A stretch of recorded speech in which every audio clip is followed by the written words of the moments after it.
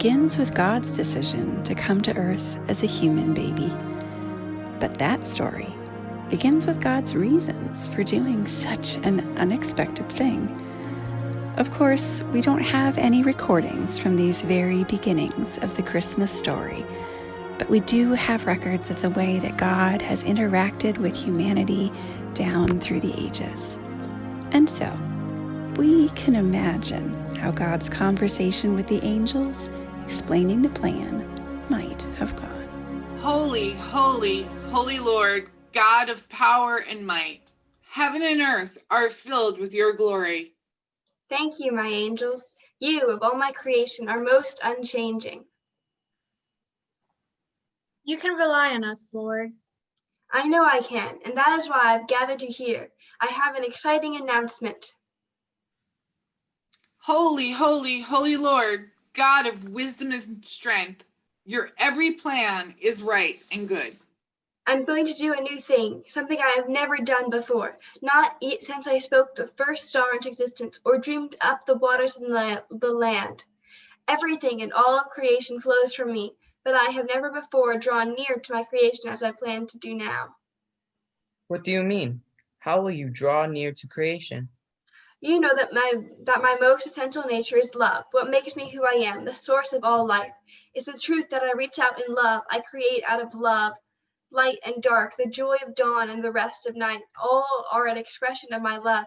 My desire for creation is that this same love define and shape all of reality. Holy, holy, holy Lord, God of love and life, creation is blessed by the outpouring of your love. Yes, but not all of my creation understand or recognize that blessing. Ironically, it is the part of creation that I made in my own image, the humans whom I made to also be creators, able to explore the mysteries of my universe and imagine new beauty and infinite futures. They have forgotten that I love them and want only to care for and nurture them. Oh, you don't have to tell me that, God. As your primary messenger to the humans, I know all too well how confused they are about you. Why? Every time I visit one of them, I have to start by telling them, do not be afraid, as though a messenger that you sent could ever wish to harm them. Sadly, they seem much more ready to believe that you are angered with them than to believe that you love them. Yes, it seems that when they think of me, they mostly feel fear. They believe I want to punish them for the mistake that broke our relationship. They don't realize that what I actually want is to restore the relationship.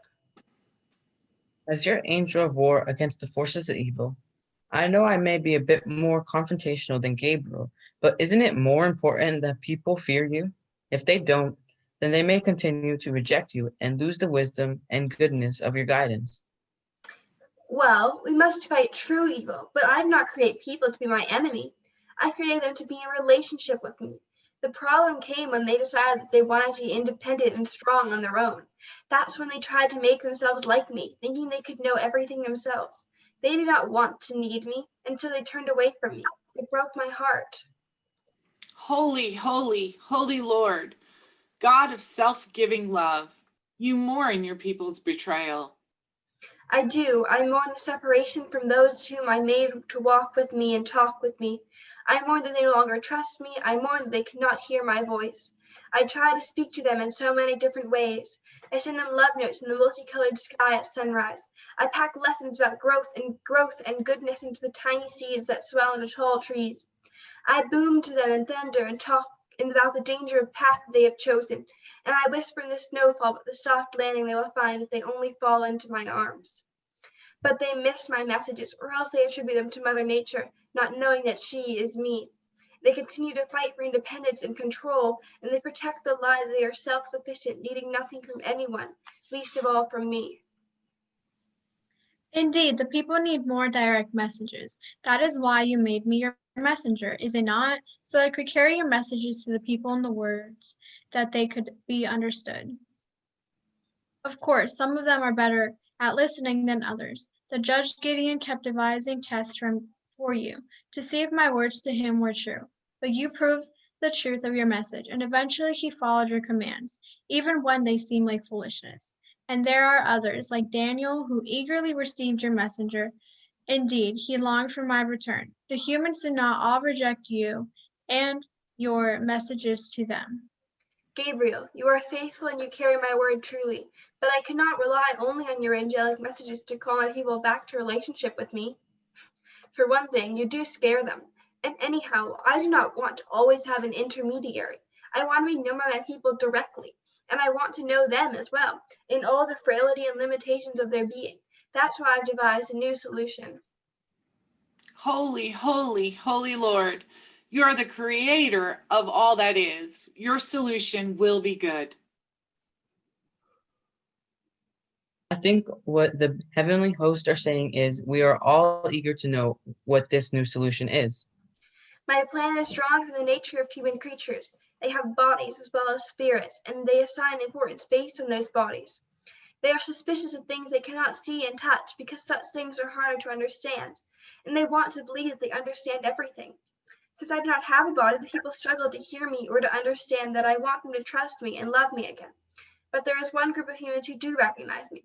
These humans laugh when I tickle them with sunlight, and they sleep in total trust when I am holding them with my peace. And they know that the most important thing in the world is not power or money or beauty, but love. In all my visits to creation, I have never met any human like that. Who are they? They're babies, so that's my big new plan. I've decided that I, myself, am going to go to Earth and live with the humans as a baby. Holy, holy, holy Lord, God of, wait, what? Yeah, I'm with the host here. That sounds like a terrible idea. You want to go to Earth as a weak, defenseless baby?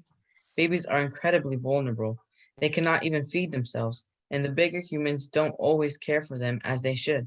Why would you put yourself at the mercy of creatures who have proven themselves to be untrustworthy and even violent at some times? Right. And besides, I thought the whole purpose of your plan was to communicate with the people in a way that they would understand and pay attention to.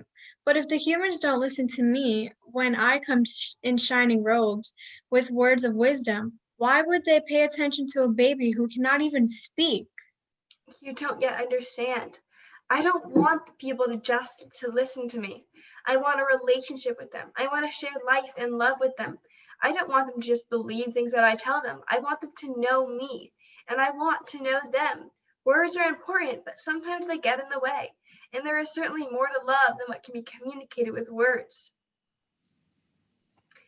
Let me explain it a different way. Have you ever noticed how most people respond to babies? Yeah, babies make them all gooey and smoochy and happy. Exactly. Babies draw people to them without any words. They're completely relational. Because all of their needs must be met by others, they depend on relationships for their very lives, and people respond to them in the same way. There is something about babies that softens people's defenses and makes them open up. Okay, but you have to drop all your defenses too. It just sounds like an enormous risk. Yes, the plan will make you vulnerable, but that's the point. The people won't be afraid of me anymore if I come as a vulnerable baby. I'll be just like them, and so they will know that I understand them inside and out. They will know that I love them enough to be with them in spite of the risk. And there's another thing. If even I'm willing to become vulnerable, then they do not need to be afraid of their own vulnerability. You see, that was the beginning of the problem. They wanted to be in control. They wanted to know everything for themselves, that they would not need me anymore. They thought that if they didn't need anything from anyone else, they would be happy. That's why they turned away from me. That's very true. There's nothing the humans hate more than being reminded of their ignorance or weakness. They always get scared when I show up, and they even try to argue with me sometimes. But babies teach them independence and self-sufficiency is not the key to happiness. Who is happier than a baby who is lovingly cared for? A baby knows that it has needs, but it also knows that every need is met by a parent or a community who loves them. The humans experience deep joy when they hold a helpless baby who needs everything from them. It is an experience of wholeness, of the kind of relationship for which they were made. Maybe if they can connect with me as a baby, they remember what it is like to be my children, held in love and perfect safety in my loving arms. Holy, holy, holy Lord, God of wisdom and boundless love, May the world recognize you as you reveal yourself in human flesh. Indeed, this wisdom is too wondrous for me. No sword of fire and strength of arm is as powerful as your decision to take on the vulnerable form of a baby. What else can I say? No words can express the love that you are showing to your people. Well, actually, there are still some words I have for you to speak, Gabriel. You will go to a young woman named Mary in the town of Nazareth and say to her, "Rejoice, highly favored one, the Lord is with you."